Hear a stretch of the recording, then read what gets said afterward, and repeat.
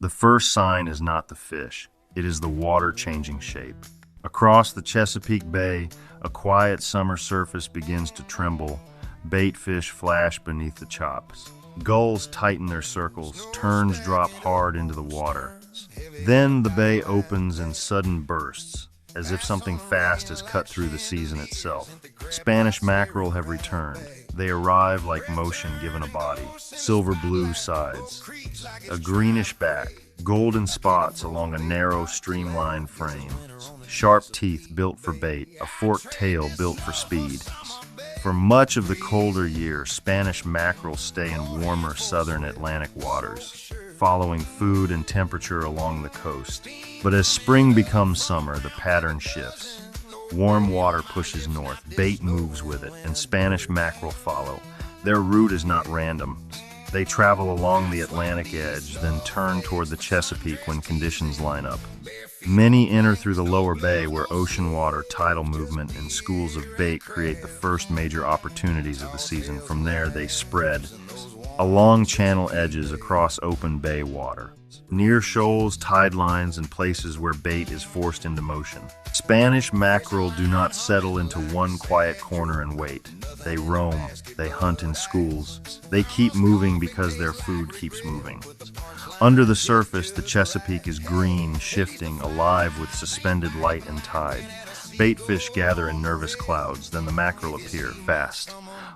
A school can slice through bait with sudden direction changes, each fish flashing silver and gold before vanishing back into the water columns. The attack may last only seconds, but on the surface it becomes a signal every angler knows. Birds diving, bait spraying, water breaking in tight, sharp bursts. This is how the bay announces them. Spanish mackerel are built around speed.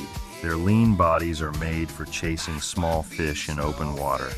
When they feed, they do not lumber into a school, they streak through it. They turn hard, they slash with teeth. They scatter bait so quickly the surface can go from calm to alive before a boat can even turn. For Chesapeake anglers, that energy changes the rhythm of summer fishing. Finding Spanish mackerel usually means finding motion first. A quiet horizon may hold nothing, but diving birds, nervous bait, or a fast-moving slick of broken water can begin the chase. Many anglers troll small spoons behind boats, often using planers or inline weights to keep lures running where fast fish feed. The boat stays moving. The lures flash like fleeing bait. When a Spanish mackerel strikes, the rod loads suddenly, then pulses under the speed of the run. Others cast metal lures into breaking fish, working quickly before the school moves on. The window can be short.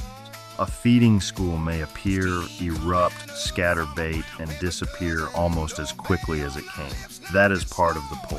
Spanish mackerel fishing is not only waiting for a bite, it is reading the bay in motion, watching birds, watching current. Watching bait, understanding the fish as part of a moving system tied to temperature, tide, and the pulse of summer life.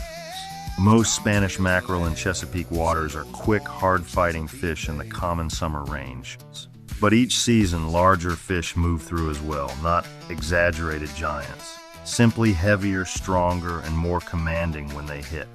A bigger Spanish mackerel can turn a light summer troll into a test of drag, line, and patience. The rod bends deeper. The fish changes direction with force. The run feels less like weight and more like speed with purpose. That is what makes them memorable, not just their size.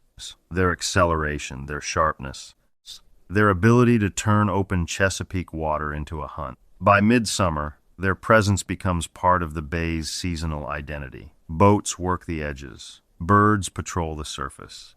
Bait gathers and scatters. Weather shifts over wide water.